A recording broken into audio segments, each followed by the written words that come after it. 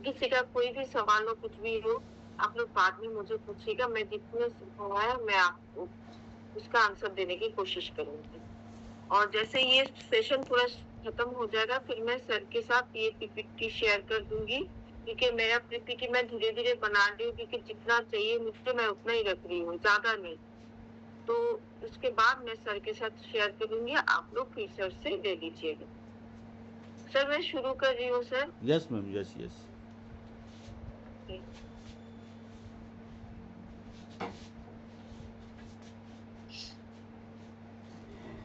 तो मेरी screen show हो रही है? हाँ हाँ, हो रही मैम। ओके।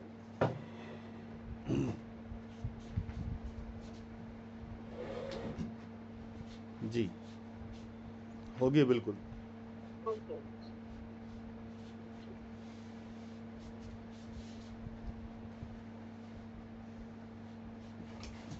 तो ये हमारा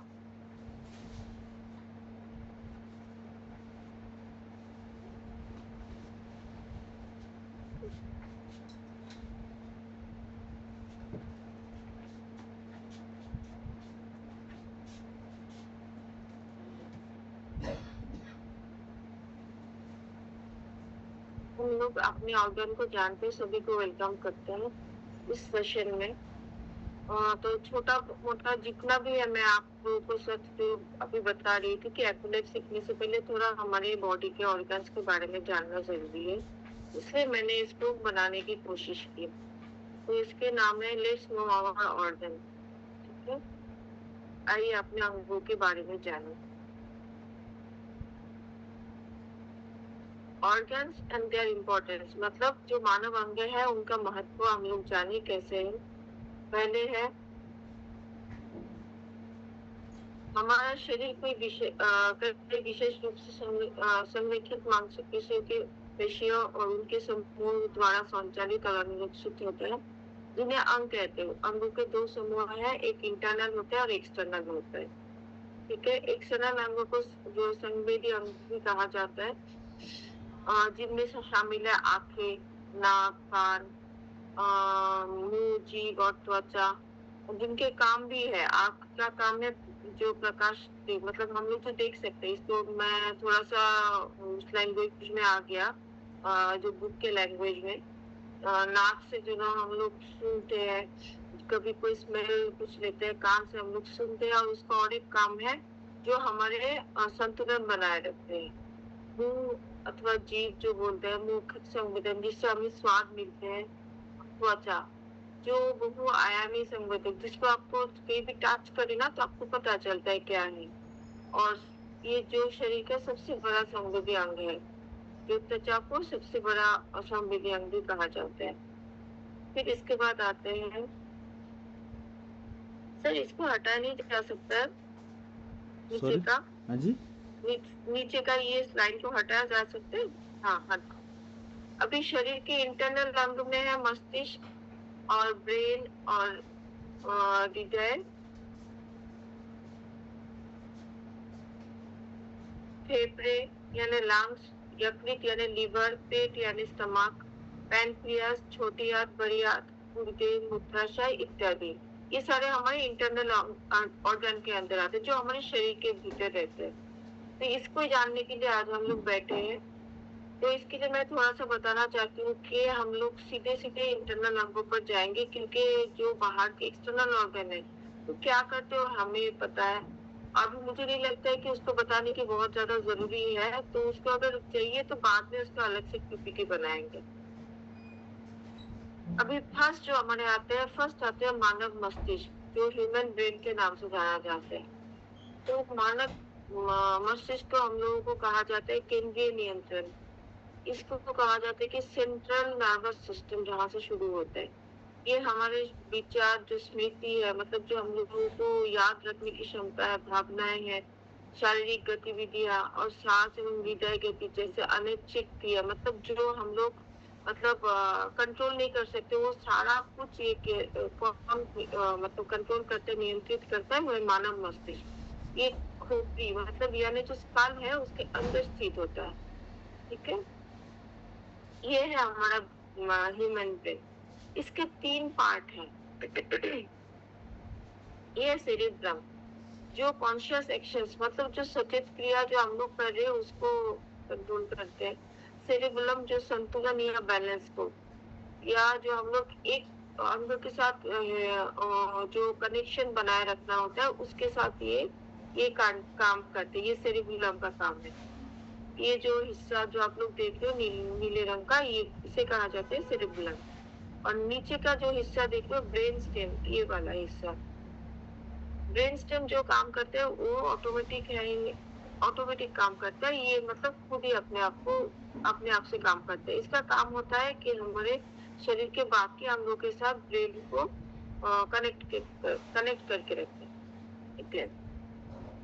फिर मस्तिष्क के जो प्रमुख क्षेत्र है उनके कार्य है, उसके बहुत सारे मतलब जो पार्ट है उसके काम है। मैं कुछ पार्ट इंग्लिश में भी रखी और उसके हिंदी में भी मैंने करके रखा है। तो आप लोगों को अगर कोई दिक्कत होगी तो आप हिंदी से भी ले सकते हो, इंग्लिश से भी ले सकते हो। अच्छा, जो पहला पार्ट है वो है ये सेरिब्रम।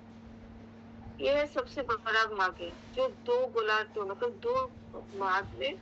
दो गोलार्धों में और चार मुख्य मतलब 4 भाग में ये भाग है विभाजित है। इसका है ललाट पाली जो हमारे जो फोरहेड है, पार्श्वी का पाली दो तरफ का जो है, पश्च कपाल पाली वो है पीछे का हिस्सा। फिर आता है सेरिबुलम, ये मेंटेन्स बैलेंस और पश्चात और कोऑर्डिनेशन। ये क्या करते, मैंने पहले बताया था कि ये सेरिबुलम जो है ये संतुलन बनाए रखता है और शारीरिक मुद्रा समन्वय बनाए रखते हैं। मतलब शारीरिक मुद्रा जो आपका पोस्चर है, जैसे आप बैठते हो, जैसे आप चलते हो, ये आपकी बॉडी का बैलेंस आपको गिरने नहीं देता है। ये पार्ट ब्रेन का। नेक्स्ट पार्ट है ब्रेन स्टेम। ब्रेन स्टेम है नीचे का जो हिस्सा, ये गुच्छा जो बना है ये ब्रेन स्टेम। ब्रेन स्टेम क्या करते हैं, मैंने पहले बताया था, ये मस्तिष्क को रीढ़ की हड्डी से जोड़ता है और हृदय की गति, रक्तचाप या सांस जैसे स्वचालित क्रियाओं को नियंत्रित करता है। ये ब्रेन के साथ हमारे जो स्पाइन है उसके साथ पूरा इसको जुड़ के रखते हैं। अभी देखते हैं इसका मुख्य कार्य क्या है। ये है मतलब मोटर कंट्रोल बोलते हैं, जो मतलब हमारे जो वॉलंटरी मूवमेंट जो हम लोगों का नॉर्मल जो मूवमेंट होता है उसको गति को शुरू और समन्वित करते हैं। मतलब उसको यहीं से शुरू होता है। हम लोग जो सोचते हैं कि हम लोग खुद नहीं, ब्रेन हमारे साथ करते हैं। फिर आ जाते हैं हमारा सेंसरी प्रोसेस जो हमारे इंद्रिय को ना, जैसे आपकी बॉडी में जैसे टच करता है कोई, वो हमारे ब्रेन को कौन बताता है। जैसे आपने किसी चीज को देख लिया, वो ये प्रोसेस सारा कुछ एक मस्तिष्क का काम है। इंद्रियों को प्राप्त जानकारी की व्याख्या करते हैं। फिर आते हैं संज्ञानात्मक, जो आपको क्या करते हैं, ये सोच, तर्क, स्मृति और समस्या समाधान की प्रबंधित करता है। जैसे आप कुछ सोचते हो, आप किसी के साथ बात करते हो, किसी के चीज के विचार आता है, कोई चीज याद रखते हो, ये काम भी इनका ही है। फिर आते हैं एक चीज है ये लैंग्वेज एरिया। कल मैं जब ये पीपीटी बना रही थी तो मुझे इसके बारे में पहली बार पता चला। मैं भी इसको बहुत ज्यादा जानकारी नहीं थी। जब एक बच्ची को मैंने थेरेपी कर रही थी तब मुझे पता चला था कि हमारे ब्रेन से कुछ पॉइंट्स जाते हैं जो हमें बोलने के लिए या कुछ हमारे जो गले से जो आवाज आ रही है उसके कनेक्शन भी यहाँ से होता है। तो इस एरिया को लैंग्वेज एरिया कहा जाता है। तो इस प्रक्रिया से ये प्रक्रिया करते हैं और वाणी उत्पन्न करते हैं। ये बाया गोलार्ध मतलब हमारे ब्रेन का जो बाया पार्ट है, मतलब लेफ्ट पार्ट है, वहां से ये प्रोसीजर होता है। तो आप लोगों को ये आसानी होगा किसी के अगर ऐसे बच्चे को या किसी पेशेंट को जो लोगों की आवाज चली गई, तो आप लोगों को ब्रेन की लेफ्ट पार्ट जो है, हमारे जो हाथों में लेफ्ट ब्रेन आर्टरीज के जो पार्ट है उसका आप लोग ज्यादा ध्यान दोगे। ठीक है। फिर उसके बाद आते हैं होमियोस्टेसिस। ये क्या करते हैं, ये शरीर के आभ्यंतरिक वो हो गया स्पेलिंग का गड़बड़ हो गया, आभ्यंतरिक वातावरण जैसे तापमान और हृदय गति को नियंत्रित करता है। और फिर आ गया इमोशंस एंड बिहेवियर्स। ये क्या करते हैं, हमारे भावनाओं को तो प्रतिक्रियाओं और व्यक्तित्व को नियंत्रित करते हैं। जैसे हम लोग बोलते हैं ना कहीं पे, हम लोगों को कुछ देख के बहुत खुशी हो जाती है, कभी हमें गुस्सा आता है, तो ये भी हमारे ब्रेन के इस पार्ट से काम होता है। फिर आते हैं कि हम लोग ब्रेन के हेल्थ को कैसे ठीक रखें। ठीक है, ब्रेन को ये बात जानना बहुत जरूरी है कि ब्रेन का भी एक हेल्थ होता है। सब लोग सोचते हैं कि अरे क्या है इसको, हम लोग ऐसे ही उसको कर सकते हैं, लेकिन ब्रेन के हेल्थ को भी हम लोगों को ठीक रखना चाहिए। ये देखिए यहाँ पे लिखा हुआ है कि ब्रेन क्षति के कारण प्रभावित क्षेत्र के आधार पर स्मृति हानि हो सकता है, मनोदशा में परिवर्तन या शारीरिक अक्षमता जैसी विभिन्न समस्याएं हो सकती है। इसके कारण में चोट, स्ट्रोक, संक्रमण या मादक द्रव्यों का सेवन भी शामिल हो सकते हैं। मतलब आपके ब्रेन की जो क्षति होने का कारण ये कारण में भी हो सकता है कि बहुत जबरदस्त आपको चोट लग गया, या तो आपको स्ट्रोक हो गया, या संक्रमण कोई वायरल इंफेक्शन हो गया, या मादक द्रव्य का सेवन भी इसमें आपके ब्रेन को हानि पहुंचा सकता है। आप कैसे क्या करोगे, एक एडल्ट अवस्था में, जो वयस्क अवस्था में अपने मस्तिष्क को स्वस्थ रखने के लिए आप कुछ कीजिए। क्या करना है, इसमें नियमित व्यायाम करना है, व्यायाम करें। ठीक है, संतुलित आहार, पर्याप्त नींद लें, मानसिक रूप से सक्रिय रहे, नए कौशल सीखे, पहले सुलझाए आदि। मतलब आपको हर टाइम ना कुछ नया सीखना चाहिए।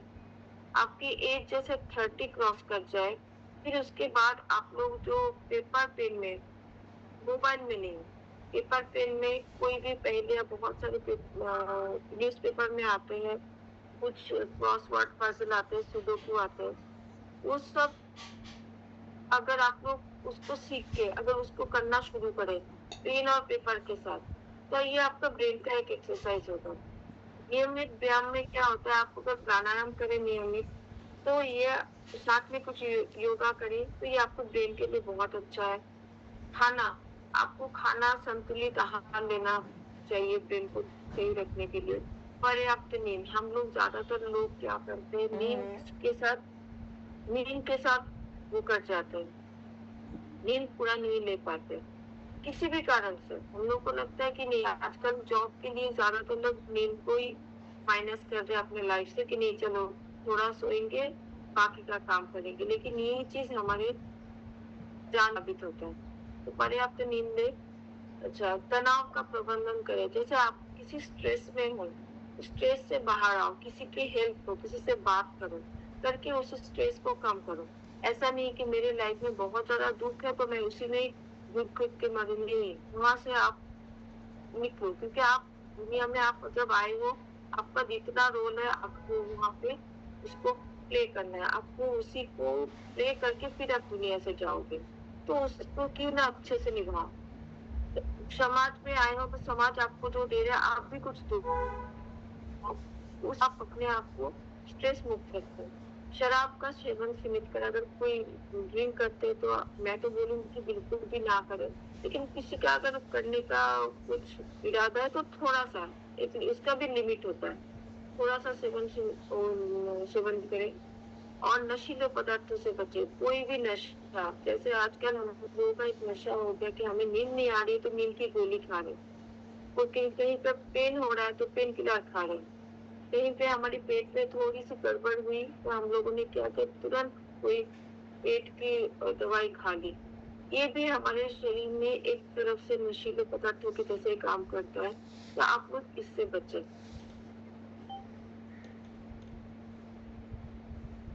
सर इतना क्लियर है सबको? हाँ जी, हाँ जी, के क्लियर है, इसमें क्लियर है मैम। ओके। फिर आते हैं सर नेक्स्ट, इसके साथ ब्रेन के साथ जुड़े हुए हैं हमारा स्पाइनल कॉर्ड, जो रीढ़ की हड्डी के नाम से जाना जाता है। आप लोगों को ये दिख रहा है ऊपर का हिस्सा, लाल हिस्सा जो है ये हमारे ब्रेन है, और ये सीधा जो नीचे जो जा रहे हैं ये हमारे स्पाइनल कॉर्ड है। ठीक है, ये कितने पार्ट में है, ये एक्चुअली रहते हैं हड्डियों के जो खांचा होता है उसके अंदर रहते हैं। ये सारा ये कॉर्ड ही जो है हमारे शरीर को चलाते हैं। मैं इसको आगे भी व्याख्या की हूँ, तभी जान लेते हैं कितना पार्ट है इसमें। इसमें आप लोग दिखाई दे रहा है कि C1 C2 करके C7 C7 तक है। एक्चुअली ये ज्यादा दिखाई दे रहा है, ये C7 तक ही है। C7 तक है नेक का पार्ट, जो शरीर के ब्रेन के नीचे से गर्दन तक, मतलब शोल्डर तक हमारा C7 है। ये सर्वाइकल स्पाइन है। यहाँ पे इसका पार्ट है 7 है, C7 तक है। फिर है T1 से लेके T12, ये पर्पल कलर के आप लोगों को जो देख रहा है, ये T12 तक है। ये कहाँ तक है? ये है हमारे शोल्डर से लेके ठीक हमारे पेट के, मतलब जहां से हमारा पेट शुरू हुआ, ठीक उसके वहां तक ये रहता है, स्टोमक के ऊपर तक। अपर बैक जो है इसका, इसमें कितना पार्ट है? 12 पार्ट है। फिर आते हैं हमारा लोअर बैक, जो जिसको हम लोग लंबर स्पाइन भी बोलते हैं। इसमें है 5 पार्ट, जहाँ से हमारा पेट की हिस्सा शुरू हुआ, वहां से लेके हमारे कमर तक, ठीक है, वो हो गया हमारा लोअर पार्ट। फिर आते हैं सेक्रम। सेक्रम होगी ये ब्लू हिस्सा, जहाँ से कमर के नीचे, कमर से शुरू करके नीचे की थोड़ा सा हिस्सा ये है। फिर उसके बाद एक और हिस्सा है जिसको हम लोग बोलते हैं कॉक्सिक। तो ये है दो हिस्सों में। तो टोटल हमारा यहाँ पे अगर आप काउंट करोगे तो ये पूरा 31, मतलब 31 पार्ट में ये डिवाइड है, ठीक है। फिर आते हैं हम रीढ़ की हड्डी पे कुछ नोट्स दिए हुए। क्या है इसमें? इसमें मैंने अभी भी स्ट्रक्चर के बारे में आपको बताया। इसमें मैंने बताया कि 31 खंड होते हैं, जिनमें टिश्यू के जो शरीर के विभिन्न भागों में शाखाओं के रूप में फैले होते हैं, और ये मस्तिष्क के भीतरी लिक्विड से ढका होता है, ठीक है। इसका फंक्शन क्या है? ये मस्तिष्क से मांसपेशियों तक गति संबंधी आदेशों को प्रसारित करता है और संबंधी जानकारी के वापस मस्तिष्क तक पहुंचाता है। सब लोगों को लगेगा कि क्यों हम लोग अगर एक्युलाइट सीखना चाहते हैं तो ये सब जानना क्यों जरूरी है? हमारे शरीर में, हमारे एक्युलाइट में, ये अगर आप किसी का ट्रीटमेंट कर रहे हो, अगर किसी का पेट बार बार खराब हो रहा है, तो इसमें कहीं ना कहीं हमारा ये स्पाइन का भी हिस्सा है। तो आपको ये स्पाइन को भी देखना पड़ेगा। तो इसीलिए इसी चीज को अगर आपको जानकारी में रहेगा तो आप लोग इसके साथ ट्रीटमेंट पूरा कर सकोगे। कि किसी को अगर कोई दिक्कत है, किसी को सांस लेने में दिक्कत है, आप लोग लंग्स पे किए जा रहे हो, बार बार उसको दिक्कत आ रहा है, आप उसके विंड पाइप में कर रहे हो, लेकिन कुछ सही अच्छा कोई रिजल्ट नहीं दे पा रहे हो, तो कहीं ना कहीं उसको रीढ़ की हड्डी में कोई दिक्कत है, जिसकी वजह से उसको ये प्रॉब्लम बार बार हो रहा है।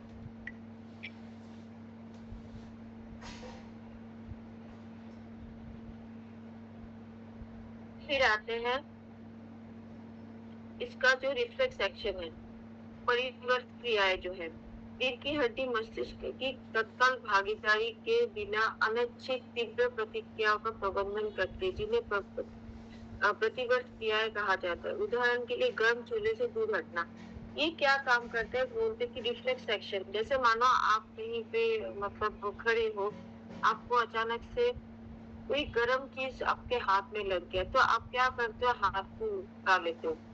ये तुरंत ही आपका जो अभी जो मैंने बताया था कि हमारे अंग की जो सबसे बड़ी पार्ट है, जो संवेदी क्रिया, जो हमारी जो त्वचा है, इसका कहीं ना कहीं हिस्सा हमारे ब्रेन के साथ कौन इसका कनेक्ट करता है? ये रीढ़ की हड्डी जो है वो कनेक्ट करता है। तो आपको जैसे कहीं से आपको थोड़ा सा कहीं से गर्मी लग गई, कहीं से आपको जैसे सर्दियों में हम लोग कोई ठंडा चीज अगर पकड़ने में हमें दिक्कत होती है, जैसे कहीं पे आपको कांटेदार कोई चीज आपके हाथ में लग जाए, तो हम लोग तुरंत हटा लेते हैं। तो ये काम कौन करता है? ये हमारे त्वचा से जो भी है ये चीज रीढ़ की हड्डी ब्रेन तक पहुंचाते हैं। फिर क्या करते हैं? सुरक्षा।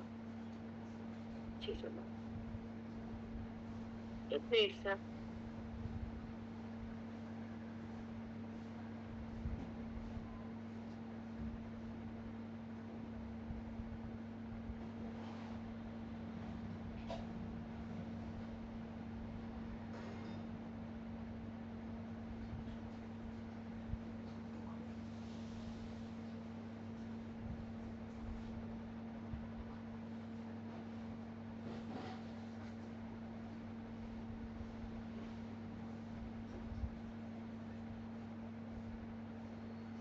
अभी क्या हमारी सुरक्षा कैसे देता है, ये हड्डी का कशेरु का स्तंभ जो रीढ़ की हड्डी है के भीतर कीड़ा होता है। जो मैंने कहा था कि जो आपके जो वहां से जो रीढ़ की हड्डी के अंदर से वो सारे नसों के गुच्छे जाते हैं, वो गोलाकार मतलब खाली हिस्सा होता है, उसके अंदर से ये जो नसों के गुच्छा है वो अंदर की तरफ जाते हैं। अगर आप लोग कभी इसको जानना चाहते हो मतलब डीप में, तो आप लोग गूगल कर सकते हो कि स्पाइन कॉर्ड या स्पाइन का उसके लिए भी आप लोग गूगल कर सकते हो, उसके आपको आपको दिख जाएगा। फिर आजा के भीतर घिरा होता है ताकि चोट से बचा जा सके। जैसे उस जो भी नसों की गुच्छा है उसमें अगर आपको कहीं भी चोट लग गया तो आपको क्या हो सकता है, इसमें आपको इसमें क्या हो सकता है, भीतर गिरा था कि चोट से बचे, जो अन्यथा पक्षाघात या संवेदना की हानि के कारण ये आपको बचा सकता है।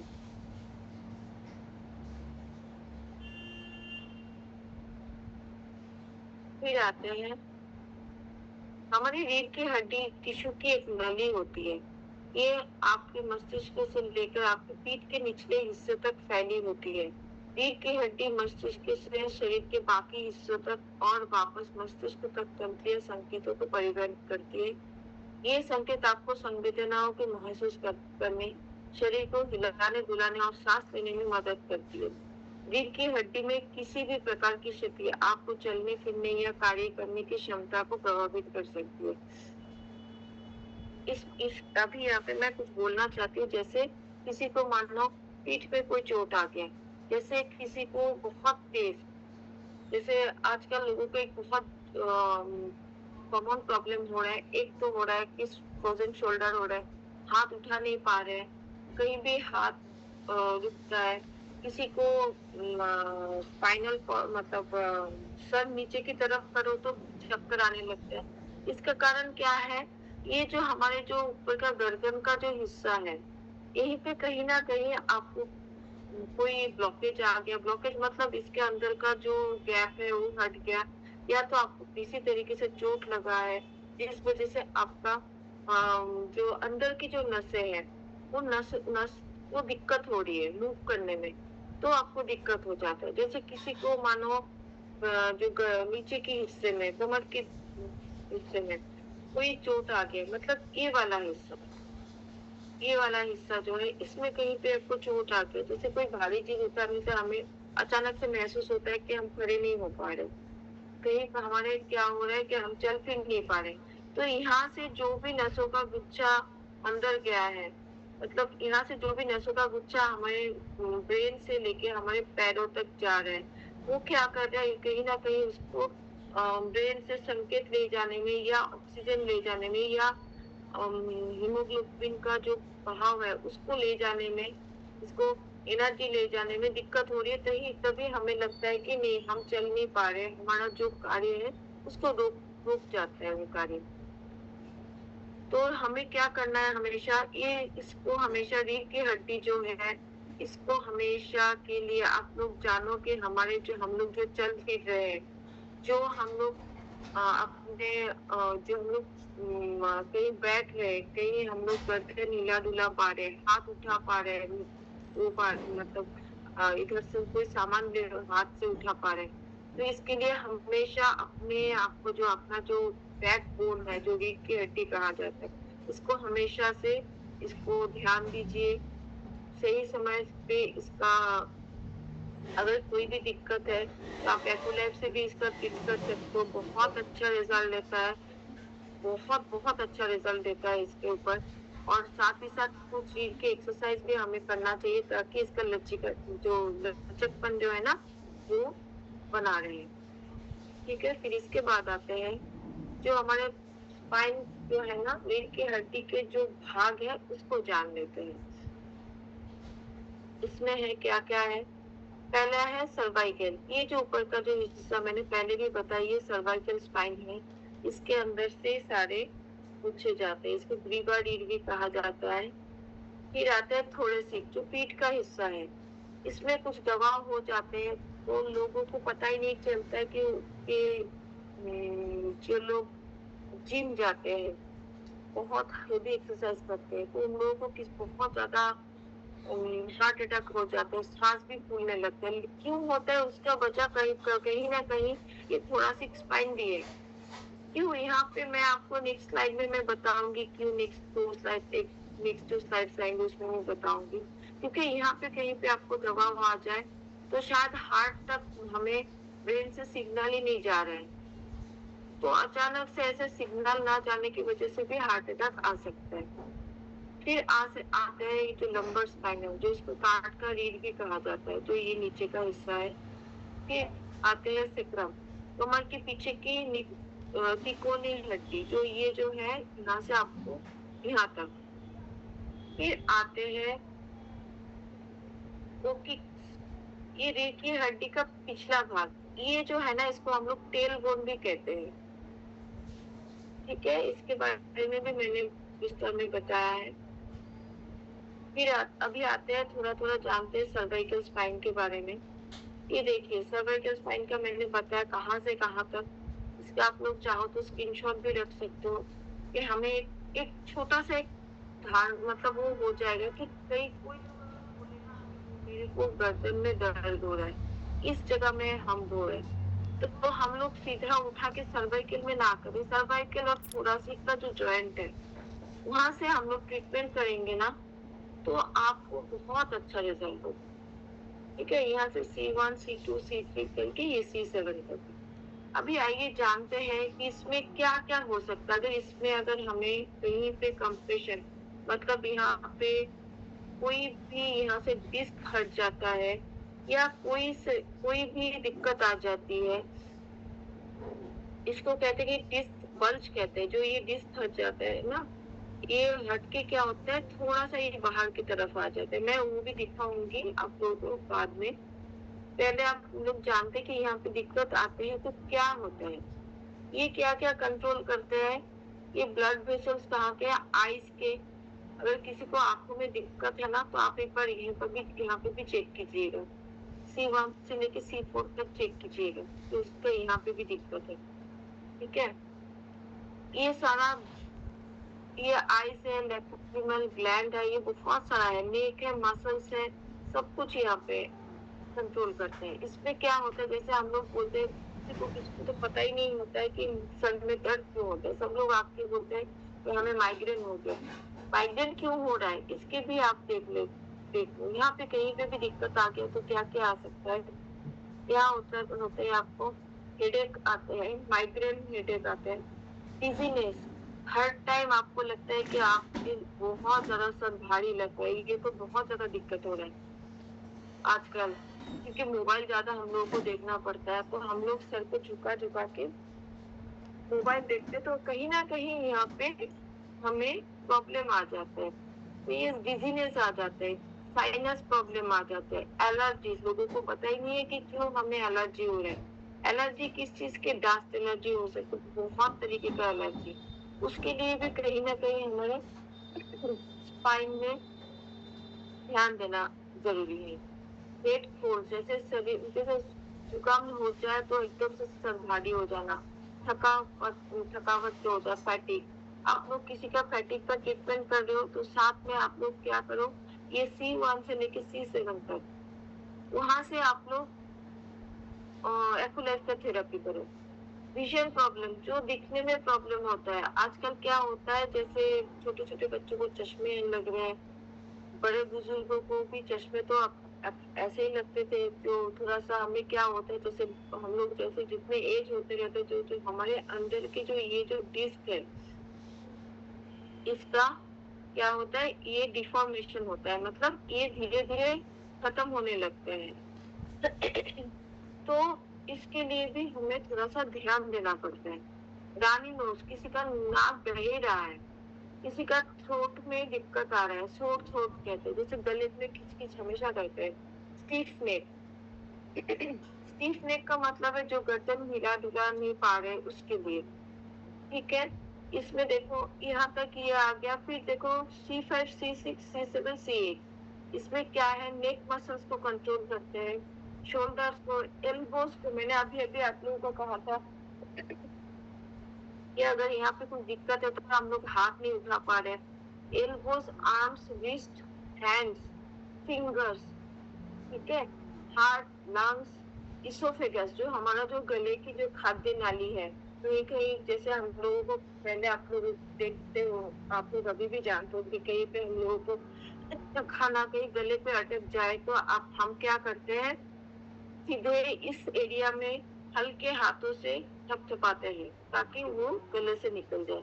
तो ये इसोफेगस में भी कंट्रोल करते हैं। हार्ट, लंग्स, चेस्ट, ये एरिया जो C8 जो एरिया है ना, ये हार्ट को भी, हार्ट के कुछ हिस्सों में भी ऑक्सीजन पहुंचाता है, लंग्स में भी, चेस्ट में भी।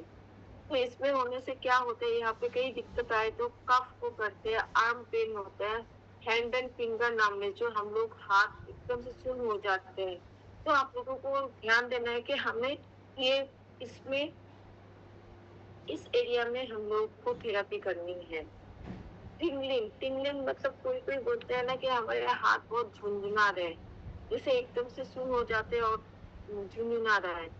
और asthma, heart condition, high blood pressure, तो ये सब सिम्टम्स में आप लोग क्या करोगे, जो जो पॉइंट्स है उसको तो करोगे, साथ में ये रीढ़ की हड्डी की इस पार्ट को आप लोग ध्यान दोगे, ठीक है। ये हो गया हमारा सर्वाइकल स्पाइन।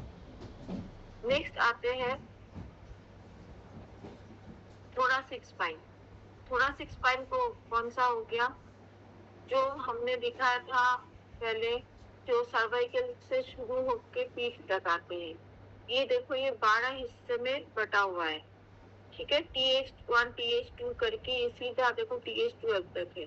अब यहाँ से लेके कौन कौन सा पार्ट इसमें शामिल है, जैसे मैंने कहा था C1 के साथ आप लोग, मतलब C7 के साथ T1 के कनेक्शन, यहाँ पे आप लोगों को थेरेपी करोगे तो ये कौन से पार्ट में जुड़ा हुआ है, देखो, आर्म से इसोफेगस मैंने कहा था, हार्ट, लंग्स, चेस्ट, लैरिंक्स जो है हमारा वॉइस बॉक्स भी कहा जाता है, ये ट्रैकिया, ये सारा जो है हमारे वॉइस को कंट्रोल करता है। अभी इसको क्या होता है, इसमें क्या करते हैं, हाथ को हम लोग घुमा फिरा पाते हैं। अगर दिक्कत आ जाए तो हमें क्या प्रॉब्लम आएगा, कहाँ प्रॉब्लम आएगा, रिस्ट में प्रॉब्लम आएगा, हैंड एंड फिंगर नमनेस और पेन आएगा, फिर आएगा मिडिल बैक पेन।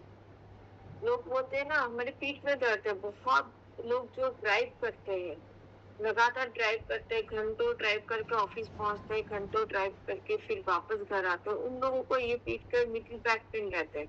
वो लोग मानते नहीं है कि किस वजह से है, लेकिन उन लोगों का ज्यादा देर तक चलाने के लिए ये आते हैं। फिर आते कंजेशन।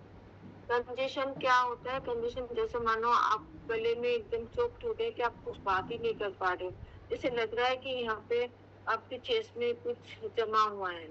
तो इसके लिए आप लोगों का ये थोरासिक स्पाइन भी जिम्मेदार है। इसके एक बहुत अच्छा एक रिजल्ट हमारे पेशेंट को हम लोगों ने दिया था। वो आए थे, हम लोगों ने एक एग्जीबिशन किया था, वहाँ पे वो ऐसे हमारे पर्ची लेके आए थे ऐसे ही देखने, तो हम लोगों ने जस्ट फर्स्ट डे में हमने क्या किया था, उनका थोरासिक स्पाइन में बहुत ज्यादा दिक्कत था, तो हमने कुछ और नहीं देखा, ऐसे ही उनके थोरासिक स्पाइन में हम लोगों ने कर दिया।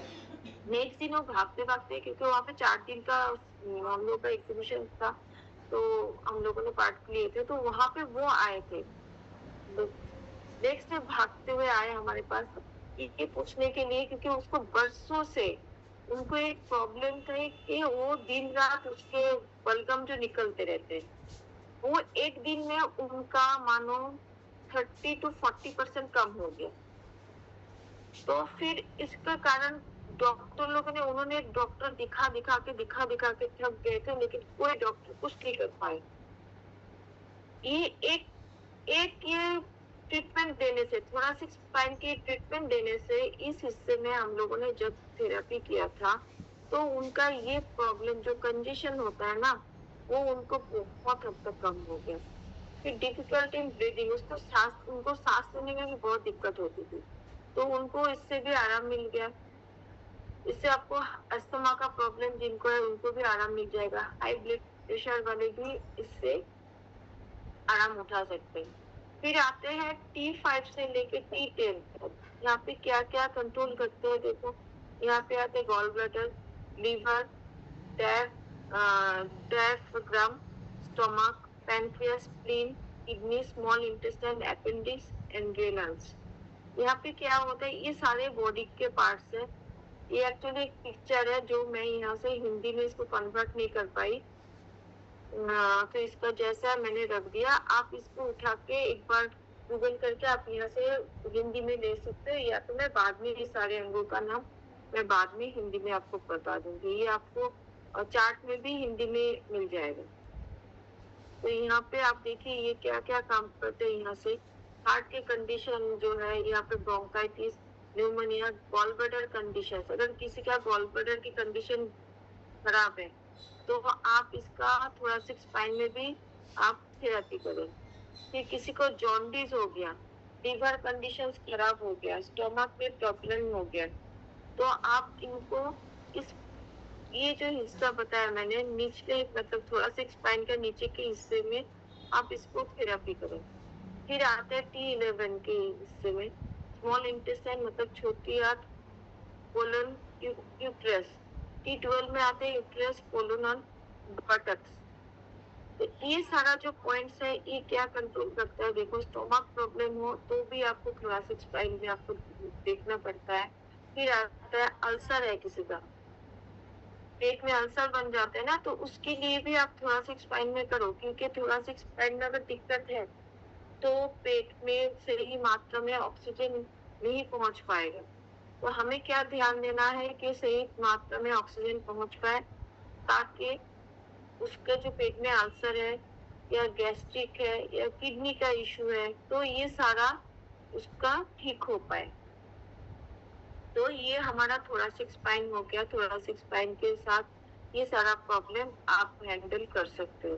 बाकी के पॉइंट्स पे तो दोगे, तो साथ साथ स्पाइन को भी आप लोग छूना, स्पाइन को भी आप लोग टच करके स्पाइन में भी थेरेपी करनी। ठीक है, नेक्स्ट स्लाइड में जाते हैं। जो हमारा लंबर स्पाइन, जो नीचे पीठ के जो कांटे का रीढ़ कहा जाता है उसके 5 हिस्सों में है, L1, L2, L3, L4, L5। हम लोगों का जो दिक्कत होता है ना, ये जो ब्लू हिस्सा देख रहे हैं आप, इसी यही दिक्कत देता है। ये अगर कहीं से कुछ दिक्कत हो गया, मतलब हट गया या कुछ हो गया, तो ही हमें जो शरीर की दिक्कत दिखाई देता है। ठीक है, अभी हम लोग T12 तक हम लोगों ने देख लिया था। अभी देखिए ये हमारा आ गया L1 से लेके L5। ये क्या क्या कहाँ मतलब कौन से अंगों को कंट्रोल करता है। बटक्स है, रिप्रोडक्टिव ऑर्गन है, कोलन है, थाइज है, नीज है, लेग्स है, फीट है। इसको क्या क्या हो सकता है इसमें दिक्कत आने से। बहुत से लोगों को है, वो लोग मानते नहीं है कि बहुत देर तक जब बैठे रहते हैं उसको कॉन्स्टिपेशन की दिक्कत आती है। कॉन्स्टिपेशन का दिक्कत आना मतलब ये नहीं है कि आपको बहुत टाइट स्टूल पास हो रहा है, मतलब है आपको जो सुबह उठ के जो हम लोग फ्रेश होने जाते हैं वो भी सही तरीके से नहीं होता। आपको दिन भर लगता है कि आपका पेट भरा हुआ है, वो भी कॉन्स्टिपेशन का एक लक्षण है, कब्ज का लक्षण है। कोलाइटिस होता है। कोलाइटिस क्या होता है, आपको बार बार पेट मतलब लगता है कि हमें जाना है, वॉशरूम जाना है। हमें प्रेशर तो आता है हम लोग, लेकिन जाके फ्रेश नहीं हो पाते। धीरे धीरे वो पेट में कोलन में क्या होता है, घाव बनते जाते हैं। फिर आते हैं डायरिया। मतलब स्टोमक के जो रिलेटेड जो भी हिस्सा है ना, ये सारा आपका लार्ज इंटेस्टाइन को आपको ध्यान देना है।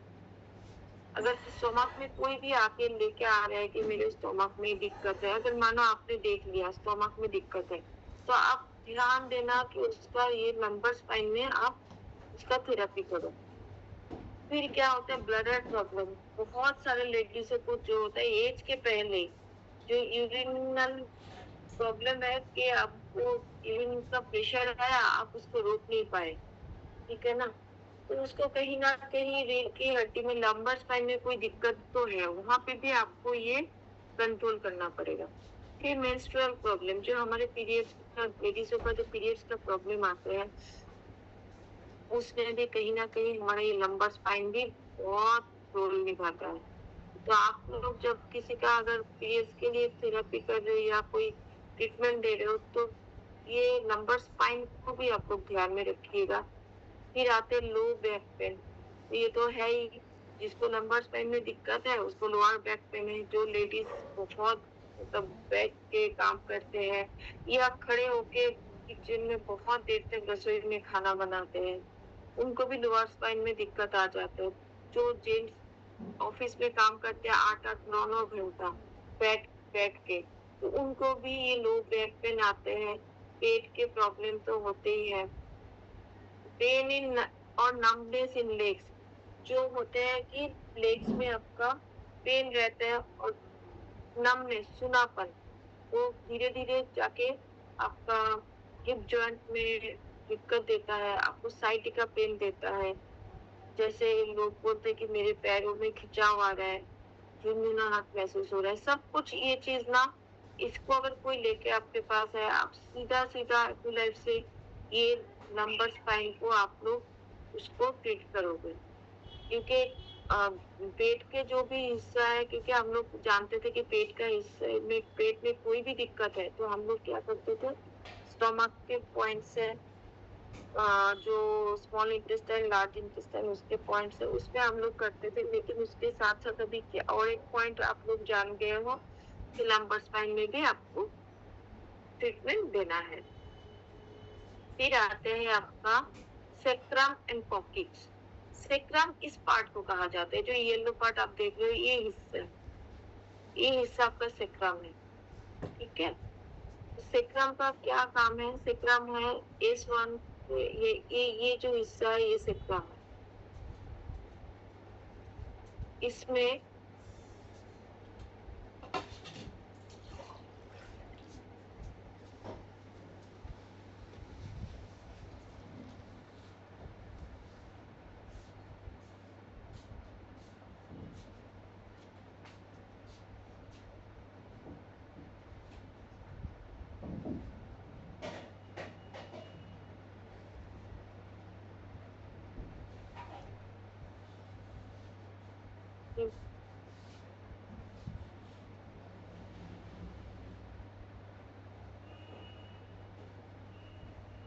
यहाँ पे देख सकते हैं सेक्रम में कोई भी दिक्कत आता है, ये ये हिस्सा है, ये जो येलो पार्ट है, ये इसको सेक्रम कहा जाता है। सेक्रम में क्या है, ये हमारे जो हम लोग जो बैठ पाते हैं, कहीं पे भी हम लोग अगर बैठ पा रहे हैं तो इसके वजह से हम लोग, बहुत सारे लोगों को आप लोग ध्यान दीजिएगा कि वो लोग बहुत देर तक बैठ नहीं पाते, खड़े हो जाते तुरंत, तो उनका ये हिस्सा है, इसका है, इसका काम कौन सा कंट्रोल करते हैं, रिप्रोडक्टिव ऑर्गन्स है, ब्लैडर है, प्रोस्टेट ग्लैंड है।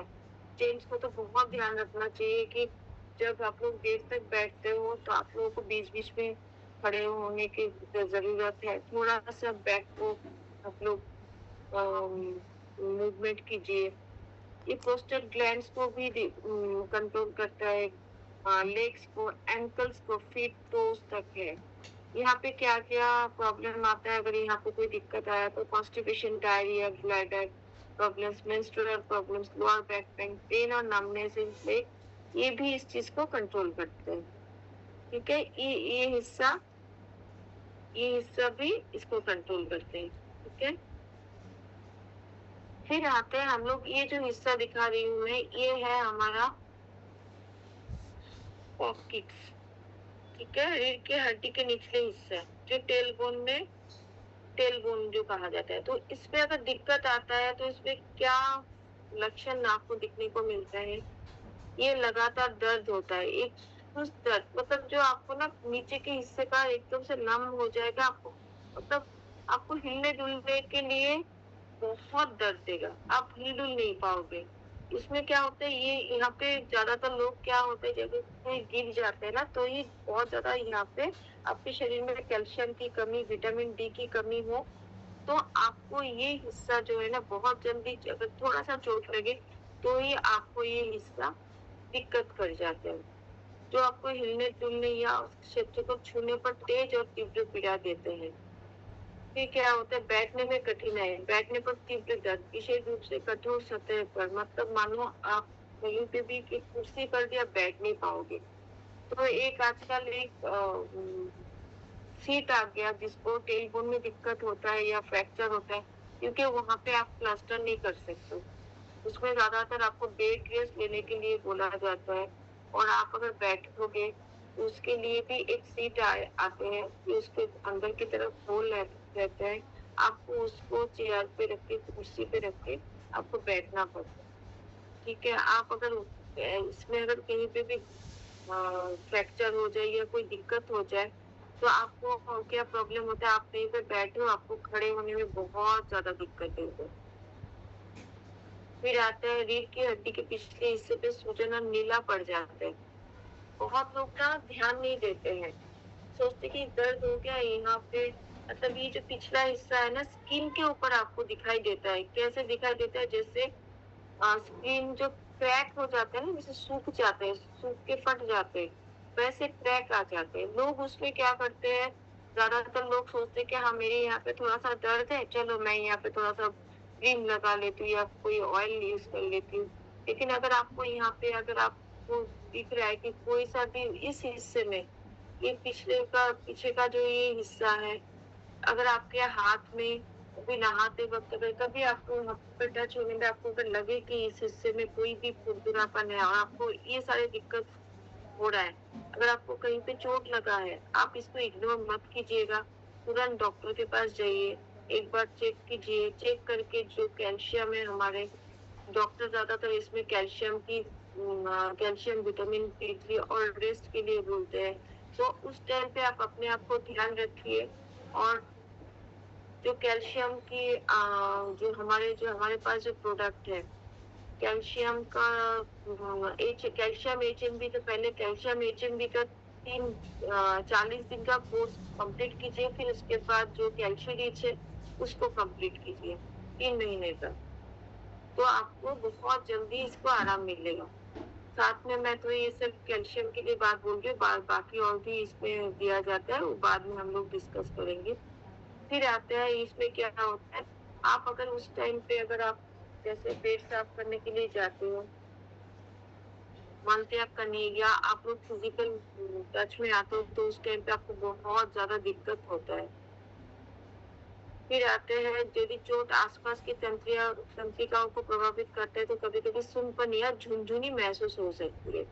ये हो गया हमारे रीढ़ की हड्डी के पूरे जानकारी। मैंने बहुत ज्यादा आप लोगों के लिए आज नहीं किया, इतना तक ही रखा। तो किसी का कोई सवाल है तो आप मुझे पूछ सकते हो, मैं उसको फिर से दोहराऊंगी। Sir thank you sir. यहाँ तक कि आज मैंने इसको बनाया था क्योंकि इतना मुझे लगा कि यही हिस्सा रखना ठीक रहेगा, क्योंकि इसको रिवाइज भी करना है लोगों को। जो भी इसको मतलब इसको देख रहे हो या इसका स्क्रीनशॉट लिए हो, आप लोग इसको एक बार दोहराने के बाद कोई हिस्सा अगर कोई इसको जानकारी चाहिए तो नेक्स्ट क्लास में हम इसको, आपके जो भी इसके संबंधित जानकारी है चाहिए, तो मैं आपको वो जानकारी देने की कोशिश करूंगी। अभी कोई किसी का कोई सवाल है तो आप मुझसे बेशक पूछ सकते हो। जी थैंक यू सर। बहुत बहुत शुक्रिया, थैंक यू सो मच आपका भी पापड़ी मैम। बहुत ही ज़बरदस्त आज की नॉलेज थी पूरा का पूरा स्पाइन के बारे में, और रियली हमें भी बहुत सारी चीज़ें नई जानने को मिली कि इतना सब कुछ पीछे होता है ना। तो हम तो एक्वालाइफ ऐसे चला लेते थे, तो बहुत बढ़िया ये आपने इतनी सारी डीप नॉलेज निकाली है। थैंक यू सो मच, बहुत बहुत शुक्रिया आपका। इसके साथ ही अगर किसी साथी का कोई क्वेश्चन है तो वो अभी पापड़ी मैम जी हैं हमारे साथ में, अगर किसी का कोई क्वेश्चन है तो वो हमसे बात कर सकते हैं। कोई भी साथी अगर किसी का कोई क्वेश्चन है तो वो अभी कर सकते हैं। नमस्कार जी, मेरा एक सवाल है। जी जैसे हमारे शरीर में उंगलियों में नमता आ जाती है, मतलब हमें किसी को अगर ये पता ही नहीं चलेगी कुछ हो रहा है, कोई दर्द हो या कुछ हो, तो उसके लिए कैसे है इसमें? एक बार कौन से पॉइंट्स हैं? कहाँ से नमनेस आ रहे हैं? हाथ की उंगलियों में अगर नम है और पैरों की हाँ उंगलियों में भी नम है। हाँ, तो मैंने आपको एक चीज अभी अभी समझाई थी, एक उसमें मैं आपको एक एक से दिखाती हूँ। जैसे हाथ के जहाँ पे सुनपन हो जाता है ना, तो आपको हमेशा ये सर्वाइकल का जो है यहाँ पे इस साइड में आप देख सकते हो। यहाँ पे मैंने एक बार दोहराया था कि यहाँ पे हैंड एंड फिंगर नमनेस भी आता है ये तो। ठीक है, ये सर्वाइकल आप थोड़ा सी कीजिए। और पैरों में सुनपन है तो बेझिझक आप लंबर स्पाइन में भी चले जाइए। ठीक है ना, लंबर स्पाइन में आप अगर ध्यान देंगे तो उनका पैरों का जो झुनझुनाहट आप देखो लंबर स्पाइन में, यहाँ पे आपका lower back pain in numbness, in lumbar spine से लेके ये सेक्रल और कॉक्सिस जो है इसको आप कवर कीजिए। तो आपको जो पैरों का झुनझुनाहट जो है और जो भी नमनेस है, ये सब कुछ आपको यहाँ से भी आपको बहुत हद तक आपको सुविधाएं मिलेगी। धन्यवाद। आप इसका स्क्रीनशॉट भी रख लीजिए। स्क्रीनशॉट अगर चाहिए तो स्क्रीनशॉट भी रख ले लिया मैम, ले लिए। आपका बहुत बहुत धन्यवाद। Thank you, thank you.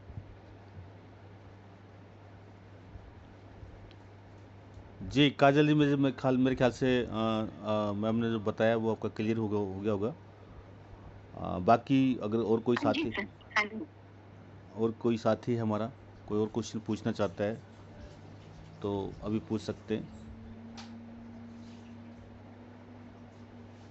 जी, तो thank you ma'am, thank you so much. आज के लिए इतना ही। बहुत बहुत शुक्रिया आपका इस तरह की नॉलेज देने के लिए। और मैं ऐसा मानता हूँ कि बहुत ही बेहतरीन नॉलेज थी ये। और अगर हमने पूरा सेटअप समझ लिया पीछे का तो हमें आगे थेरेपी देने में और उस प्रॉब्लम को समझने में काफ़ी जो है वो सहायता मिलेगी। तो ये आज की नॉलेज थी। बहुत बहुत शुक्रिया, थैंक यू सो मच। और आप सभी साथियों का भी बहुत बहुत थैंक यू, क्योंकि आपने सुबह मॉर्निंग में इतना सारा टाइम निकाला। और स्पेशल थैंक यू पापड़ी जी का। तो बहुत बहुत शुक्रिया आप सभी साथियों का। आज के लिए इतना ही। कल भी हमारा सेशन रहेगा, लेकिन एक्वालाइफ का जो सेशन होगा कल छोड़ के ना बुधवार को होगा। यानी आज सोमवार है, कल मंगलवार को छोड़ के बुधवार को फिर हम इस सेशन को लेंगे एक्वालाइफ के ऊपर। तब तक आपका काम है जो आज हमने सीखा है उसको एक बार देख लेंगे, अच्छी तरह समझ लेंगे, और उसमें कोई क्वेश्चन होगा तो फिर हम डिस्कस करेंगे। Thank you so much. और अभी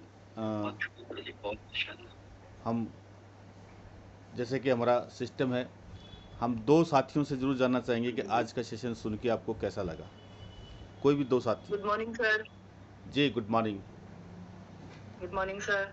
सर आज का सेशन बहुत ही अच्छा था, बहुत ही अच्छा, जिसकी कोई लिमिट नहीं है। और सर ये जो आपने मैम ने इतनी अच्छी नॉलेज दी स्पाइन के ऊपर जी, ये बहुत मतलब कि ये सीखने वाला था। जब तक हम सीखेंगे नहीं, एक्वा लाइफ से इतने फायदे हैं कि हम अपनी बॉडी को पूरी तरह से ट्रीट कर सकते हैं। और सर जो स्पाइन की तो बहुत ही प्रॉब्लम, मेरे को भी थोड़ी सी है स्पाइन की प्रॉब्लम, तो आज मुझे भी काफी सारी कुछ चीजें सीखने को मिली। और बहुत ही अच्छा सेशन था सर, बहुत अच्छा। Thank you papdi ma'am, thank you, बहुत अच्छा सेशन देने के लिए। बहुत नॉलेज मिली है इससे।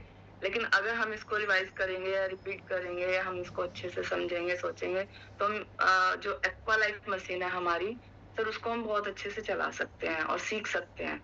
और जब तक हम सीखेंगे नहीं, और मैं सबसे अच्छी बात ये थी कि मैम ने एक एक पॉइंट के लिए हमें ये बताया था कि हमें इस पॉइंट पे ये एक्वा लाइफ देनी है, इस पे ये देनी है, तो इसका ये फायदा होगा, ये होगा। तो बहुत सारी चीजें देखिए, रीढ़ की हड्डी से हमें कितनी सारी, ब्रेन से लेके हमारे पैर की उंगलियों तक, पैर की नसों तक, हमें कितनी सारी हमारी नसें हमसे जुड़ी हैं एक रीढ़ की हड्डी से। तो रीढ़ की हड्डी की वजह से ही ना सर बहुत ज्यादा प्रॉब्लम होती है लोगों को। सबसे ज्यादा प्रॉब्लम स्पाइन से ही है लोगों को, उससे ज्यादा और कोई ज्यादा प्रॉब्लम नहीं है। तो आज का सेशन बहुत बहुत बहुत super duper sir. Thank you so much, thank you papdi ma'am, आपको बहुत बहुत धन्यवाद। ऐसी नॉलेज हमें देते रहिए और हम सीखते रहें और हम आगे बढ़ते रहें और हमें मशीनों की भी नॉलेज होती रहे। जब तक हम सीखेंगे नहीं, हम मशीनें नहीं चला सकते। बहुत बढ़िया। थैंक यू सो मच जी प्रणाम गुरुजी महाराज। जी नमस्कार साहब। वाकई में पापड़ी मैंने बहुत बहुत अच्छी तरह से चीजों को बहुत अच्छी तरह से एक्सप्लेन किया। एक नॉन मेडिको होने के बावजूद इस तरह से लोगों को ट्रेन करना ये अपने आप में वाकई में बहुत सूझबूझ का समझदारी का काम है। और सबसे बड़ी बात ये कि रीढ़ तो आप ये देखो, शरीर और मस्तिष्क के बीच में जो सेतु का काम करती है वो रीढ़ ही है। इसी के माध्यम से हम सारे कार्यकलाप, हमारा जो दिमाग, जो शरीर हमारा चाहता है, दिमाग उसी के माध्यम से, रीढ़ के माध्यम से सारा काम देता है। और उस पर इतनी डेप्थ जो मैम ने नॉलेज दी है और आपने ये जो सेशन किया है ना, वाकई में लोगों के लिए बहुत उपयोगी है। और अगर जीवन में जीतना है तो सीखना है, तो उस हिसाब से भी जीत के लिए बहुत अच्छी, लोगों के लिए हेल्प के लिए बहुत अच्छी जो है ये ट्रेनिंग है। और मैं समझता हूँ कि इस तरह की ट्रेनिंग ऑर्गेनाइज करके आपने बहुत अच्छा काम किया। ये मानवता के लिए बहुत अच्छी शुरुआत है। और उन लोगों के लिए जो स्वावलंबन की तरफ जा रहे हैं, जो अपना रोजगार शुरू कर सकते हैं, सेल्फ जो रोजगार है आज के टाइम में बड़ा, अब तो नहीं, आगे आगे बहुत ज्यादा चैलेंजेस आने वाले लोगों को।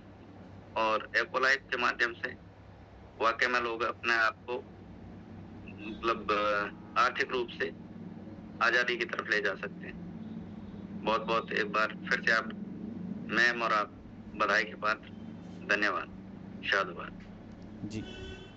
बहुत बहुत शुक्रिया सोलंकी साहब, थैंक यू सो मच। हम समझ सकते हैं आपने भी काफ़ी दिनों तक इस पर काम किया है और उसके बाद भी, क्योंकि आपको ऑलरेडी बहुत सारी नॉलेज भी है इस लाइन की, और उसके बाद भी आप इसको समझ पा रहे, बहुत बढ़िया। Thank you so much, thank you sir. तो साथियों, ये था हमारा आज का सेशन, 6:36 आज के लिए इतना ही। और कल मिलते हैं राइट 5:30 पर, तब तक के लिए इजाज़त। और मैं अपने सभी साथी से बोलना चाहूँगा कि अब सभी साथी अपना अपना माइक ऑन करके मैजिक मंत्र के साथ विदा लेंगे। जी। Hello Tians, hello I, better Tians, better life. I love Tians, I love our system. I'm a diamond, we are all diamond. Go gold line everyone soon. 100% बनना है gold line, star gold line, और जाना है Bali Indonesia. Rock करेंगे, top करेंगे, जिसकी जितनी बड़ी फौज उसकी इतनी बड़ी मौज। Thank you so much, bye bye. Thank you so much sir. Papdi ma'am आप इसको क्लोज कर देंगे। Welcome ji Papdi ma'am, thank you so much इतनी अच्छी ट्रेनिंग देने के लिए। Ma'am, thank you.